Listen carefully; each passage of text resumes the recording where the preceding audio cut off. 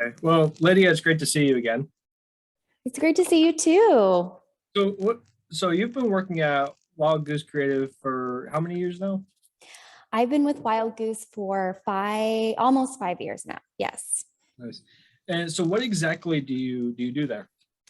So, Wild Goose Creative is a nonprofit community arts organization based here in Columbus, Ohio. And we have been serving the Columbus community for almost 15 years now. So, we were officially started as a nonprofit in 2008. And we essentially provide space and resources for local creatives in Columbus. So, we're really, we're all about allowing artists to take any idea and make it a reality within our space. So we've had lots of artists start their careers, build audiences, and at Wild Goose, we don't really care so much about the quality of the work that is, say, on our stage or on our walls. We just care that we're offering the stage and the walls because there really truly is a lack of affordable and accessible space for creatives in Columbus. So right now we are located at 188 McDowell in the heart of the Franklinton Arts District. And so I am the executive director, which means that I manage all aspects of our organization and nonprofit, including programming, fundraising, finance, mopping the floors, really just wearing different hats all day long, making sure that our space continues to run and serve the community. That is really cool. So, when did you decide that you wanted to become an artist? When like was the appropriate timing that you decided, okay, at this point in my life, I want to become an artist? Well, I would argue that I don't identify as an artist per se. I identify more as an arts administrator or arts manager. So what I do is I am the connector between the arts and the audience. So I'm not the artist that is creating work that's hanging on the walls. I'm not the artist that's on the stage doing a performance. I'm the person behind the scenes that's making that happen. So providing the walls, helping to market, helping to fundraise, helping to make that connection happen. And so that's ultimately at the end of the day what arts management is. And I would say probably the majority of careers in arts management you can find in arts institutions and nonprofits like museums, cultural organizations, ballets, theaters, orchestras, things like that, as well as galleries and for-profit companies as well. So I decided to pursue this when I was a sophomore at Ohio State. I decided to come to OSU because of the Chinese program at OSU. I had studied Chinese starting in high school and I wanted to become fluent. And I chose Ohio State because their master's program was one of the best in the country. And the goal of that program is that by the end of your master's, you should be able to be fluent enough to speak and work in China in a Chinese speaking environment. But I knew that I needed to pair my Chinese with something else, with another area of study. And I came across arts management. And it really struck me as a good fit because I love two things. I love art and I love people. And arts management is exactly that. It's gathering people together, it's creating partnerships, it's, getting people excited for art. And and also, you're an entrepreneur at the end of the day. I think there's a lot of talk now about arts entrepreneurship, not only in the arts management space, but also individual artists themselves and, having to market their product and create new audiences. Because at the end of the day, you could have an amazing collection of art, but what is the point if no one is there to see it and enjoy it? And it obviously that depends on what your goals are as an individual artist, but that's what arts management is all about. And I've found that that is really what makes me passionate and I'm very, very fortunate to have found that career. And I should also mention that my parents and grandparents are artists. So I grew up in a very artistic environment, and I'm excited to continue that legacy in my own way. I remember because I used to be a student of yours That's right. from I believe it was last year. Yeah, I was a student of yours last year. It feels like forever, but no, it was just It last does, probably because of the pandemic. It feels like forever ago. But I remember you were telling me that your parents and grandparents were, and you also grew up in Cleveland. I Uh, did, yes. do you have any great memories from Cleveland? Is there any Oh, I art? have so many memories. I mean, my dad is a jazz violinist and a painter. So I mean, I just remember growing up and listening to my dad practice his violin downstairs in the basement, and my mom was up in the attic practicing singing, and I never really understood how unique that was. I just thought, oh, well, everybody's parents are like this and super cool and creative. And it wasn't until high school that I realized that that was absolutely not the case. And that it was a very, very, very unique environment that I grew up in. And I think the best memories were during the holidays when we would go visit my grandparents. They lived right outside of New York City in Montclair, New Jersey. And my grandfather was a jazz pianist, very well-known jazz pianist in the city. And my granny was a big band jazz singer. And so when we would go up for the holidays, there would be, so all of, my dad on the fiddle, my papa playing the piano, my mom singing, my granny singing, and then my papa would bring in other jazz musicians from the city, and we would just be there in the living room dancing and playing around with all the cousins. And it was just like it I will forever remember those times. And that really shaped me and shaped my values and my view on the importance of art in life in general.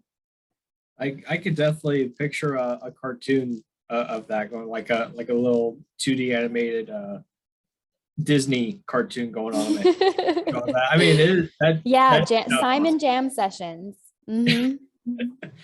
Uh, Speaking of New York, have you ever been to Saks Fifth Avenue like during Christmas time?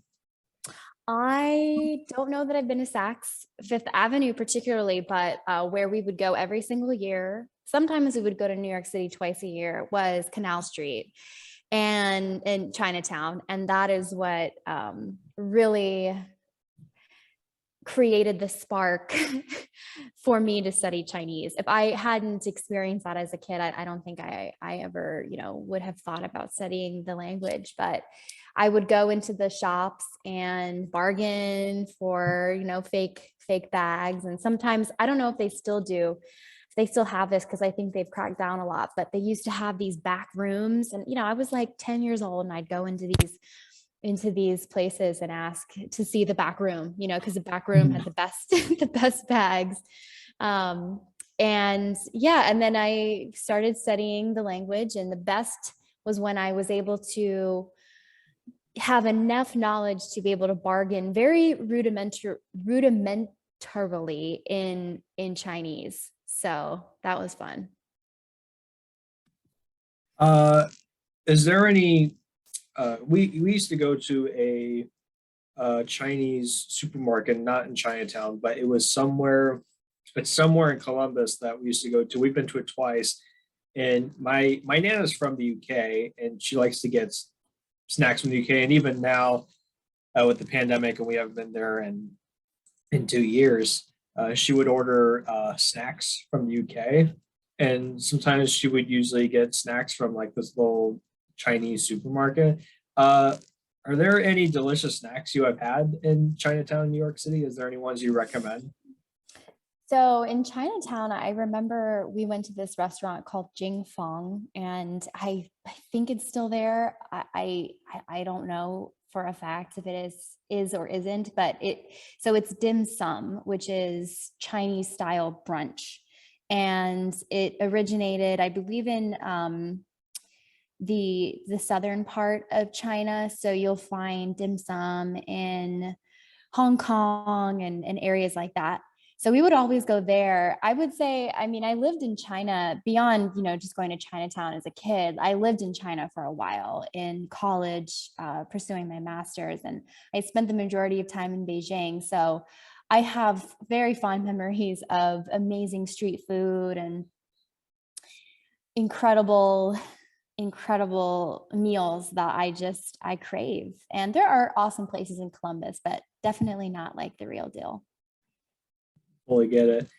Yeah, I've never been to the Chinatown in New York City, but I've always wanted to go to New York for quite some time, mainly to see a show of Saturday Night Live or Stephen Colbert. Uh, but I've definitely been to the Chinatown in London, England, London. Vaguely remember a few things, but I definitely remember this. It was made out of paper. It was like a Chinese dragon on one of the buildings. But yeah, it was very cool. It sounds like you had a fun time. It definitely seems like a place to go visit once it's safe to travel again. Definitely. Are there any other places in New York that you would recommend for people who haven't been to New York and want to go to New York? Is there any other sightings you would? I mean, I have to be honest with you. I haven't been to New York since I was a kid. I mean, this was part of my childhood, really. So I am definitely not the New York expert. I can talk about China and I can talk about Columbus, but as far as New York goes, beyond, Broadway and Canal Street, I really don't have much experience there. We One thing I forgot to mention is that my family and I have actually been to the China area and Disney's Epcot. Oh, yes, Epcot. definitely. Hmm. Best sweet and sour chicken they've served. That is the best Really, I haven't had I've the had. sweet and sour chicken there. Except my most favorite in the Epcot area would have to be the Mexican area because this isn't like straight up fake Mexican food. This is like real Mexican food that they actually serve in Mexico. But they have this in the Disney area, and was actually talking to my grandparents the other day because 7 years ago, 8 years ago, they took a trip to Paris, France.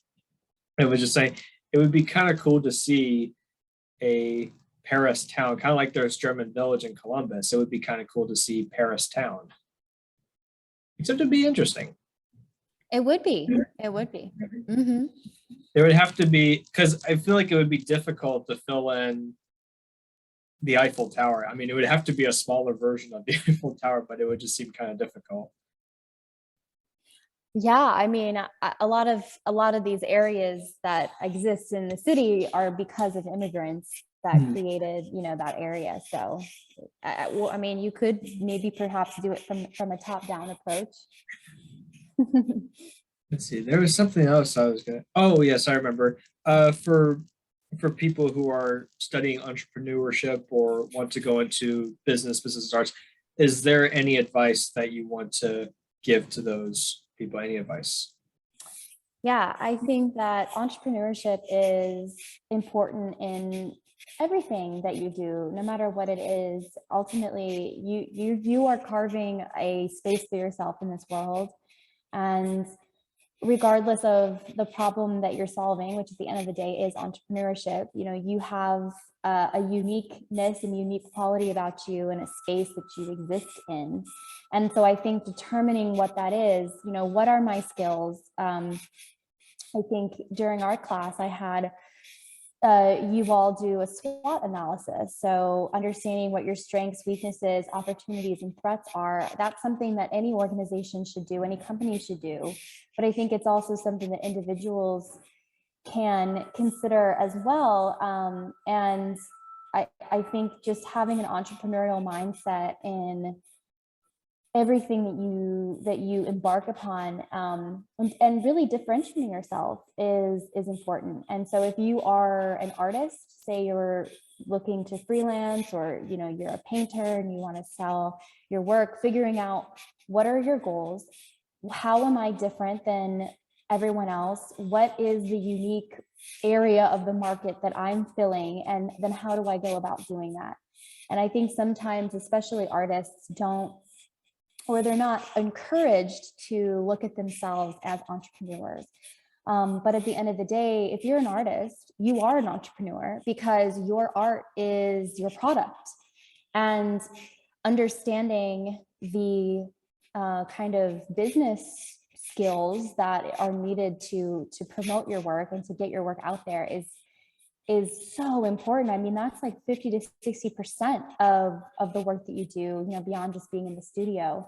And I really hope, and I think that this continues to be maybe my entrepreneurial mission as an individual, is to encourage artists to think about themselves that way, and to encourage institutions like the CCAD and art schools across the nation to provide entrepreneurial classes to artists, and, you know, make that a requirement, because it's so needed, and I don't think that it's taught properly. So so that's kind of my entrepreneurial mission for myself. But I encourage everybody to kind of think about what theirs is as they move forward in life.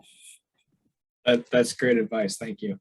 And it can always change, of course. It can always change depending on where you are, where you're working, you know, the environment that you're in, always changes.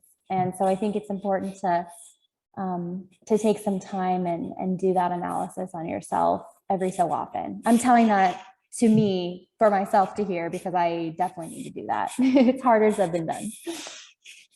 That's kind of the situation I'm going through as well. So you're not the only one.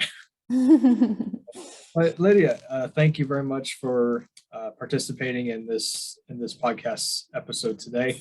Absolutely. Thank you so much for having me. It was great to see you again, and hope you stay safe, and hope this pandemic ends soon so we could all get out. And yeah, it's definitely it's on the up and up. So I think there's a renaissance ahead of us. I'm excited. Thank you for having me. I appreciate it.